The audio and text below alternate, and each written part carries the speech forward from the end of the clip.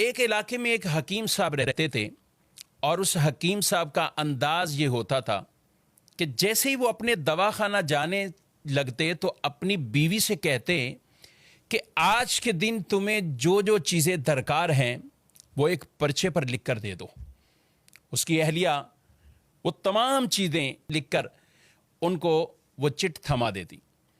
वो जाते और अपने दवाखाना पर पहुंचकर जब वो पर्चा सामने रखते तो फिर उनके सामने उनकी कीमतों को लिख देते और टोटल करने के बाद वो ये कहते, या अल्लाह, मैं इन अखराजात की वजह से आज इस जगह मौजूद हूं और तेरी इबादत छोड़कर ही इसलिए आया हूं कि मेरे घर के ये अखराजात पूरे हों, और जैसे ये मेरी ज़रूरत पूरी होगी मैं अपने इस दुकान को बंद करके दोबारा तेरी इबादत में मशगूल होने के लिए चला जाऊंगा।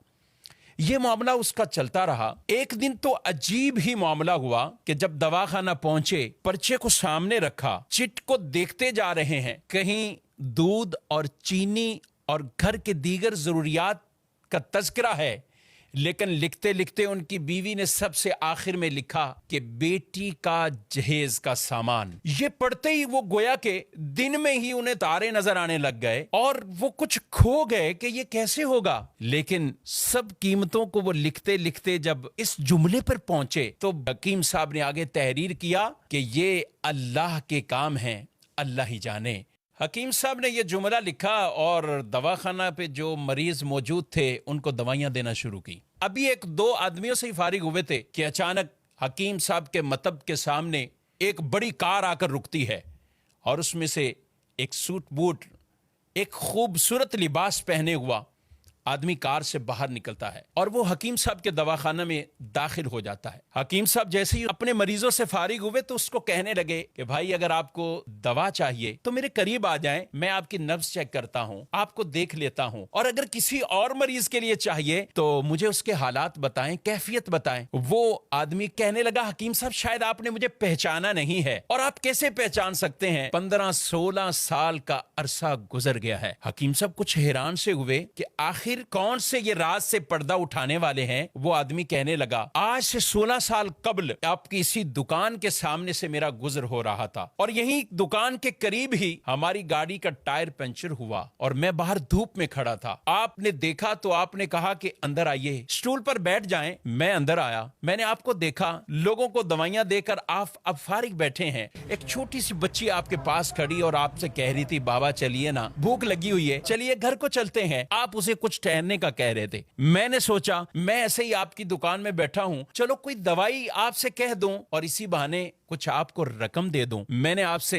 कहा कि हकीम साहब, हमारी शादी को 6 साल हो चुके हैं, हम 6 साल के अंदर अभी तक औलाद की नेमत से महरूम हैं। बहुत सी अद्वियात का हमने इस्तेमाल किया है, लेकिन अब कुछ मायूसी सी हो रही है। आप मेरी तरफ मुतवज्जे हुए और आपने कहा, भाई, अल्लाह की रहमत से ना उम्मीद नहीं होना चाहिए। और देखो, ये दवाइयां जो कुछ भी है, जब अल्लाह चाहता है तो ही शिफा मिलती है, जब अल्लाह का हुक्म होता है तो ही इन दवाइयों के अंदर वो असर आता है। आप ये बातें भी करते जा रहे थे और कुछ दवाइयों की पुड़ियां भी आप बांधते जा रहे थे। आपकी गुफ्तगू खत्म हुई तो आपने मुझे 2 तरह की दवाइयां मेरे खाने के लिए, घर वालों के लिए दवाई दी और ये देते हुए दुआ भी दी कि अल्लाह ने चाहा तो इसमें असर होगा और आपको अल्लाह औलाद की नेमत से नवाजेगा। मैंने कुछ पैसे निकाले, आपसे पैसे पूछे और आपकी तरफ बढ़ाने लगा तो आपने एक जुमला कहा कि ना ना, पैसे नहीं, आज का खाता क्लियर हो चुका है, आज खाता बंद हो चुका है। मैं कुछ समझा नहीं। करीब ही बैठे एक आदमी ने कहा, हकीम साहब की मुराद ये है कि हकीम साहब जब घर से आते हैं तो आते ही सामने घर की जरूरियात की चिट को रखते हैं, जितने पैसों की जरूरत हो तो फिर वो कमाने की सूरत में अपनी दुकान को बंद करते हैं और घर को रवाना हो जाते हैं। बड़े नेक सीरत हकीम हैं और अल्लाह की इबादत में मशगूल हो जाते हैं। मैं कुछ हैरान सा रह गया और दिल ही दिल में शर्मिंदा हो रहा था कि मैं कैसा इंसान हूं कि सोच रहा था कि शायद ये मेरा बैठना इन पर बोझ लग रहा है और ये कितने अजीम और नेक इंसान हैं। वो शख्स हकीम साहब की बातें सुनकर दिल ही दिल में कह रहा है कि मेरे शक शुबे यकीन में बदल चुके हैं और इस दवाई में जरूर हमारे लिए कोई असर होगा और अल्लाह पाक अपनी रहमत से हमें औलाद भी देगा। घर जाते ही अपनी अहलिया से, बीवी से वो आदमी पूरी कहानी को बयान करता है। उसकी बीवी ने उसे कहा कि ज़रूर वो अल्लाह का कोई नेक बंदा है, वो नेक इंसान है, उसकी दी हुई इस दवाई के अंदर ज़रूर हमारे लिए असर होगा, क्यों ना हो यकीनी कैफियत के साथ हम इसे इस्तेमाल करें। कहाँ हम इस्तेमाल करते रहे। अल्हम्दुलिल्लाह इस वक्त मैं 3 बच्चों का वालिद हूं और ये हमारे लिए इंतहाई खुशी के लम्हात हैं। हम आपको बहुत दुआओं में याद रखते हैं और जब भी पाकिस्तान आता हूं कोशिश होती कि आपसे मुलाकात हो जाए। आपके दवाखाना पे जब भी आया हूं पता यही चला है कि आप घर को जा चुके हैं और कल ही किसी ने बताया हकीम साहब को मिलना है तो सुबह सुबह 9 बजे आ जाइए। हकीम साहब आज मैं इसी वजह से 9 बजे ही आ गया हूं और मामला ये है कि मैं और मेरी पूरी फैमिली हम सारे इंग्लैंड में शिफ्ट हो चुके हैं। मेरी एक बहन और उनकी एक बेटी जो कि यहीं पाकिस्तान में रहते हैं और मैं अपनी भांजी की शादी के सिलसिले में पाकिस्तान आया हुआ था और उसी भांजी की तमाम तर शादी के अखराजात मैंने अपने जिम्मे राजी खुशी लिए थे और मैं उसी की खरीदारी में मसरूफ था।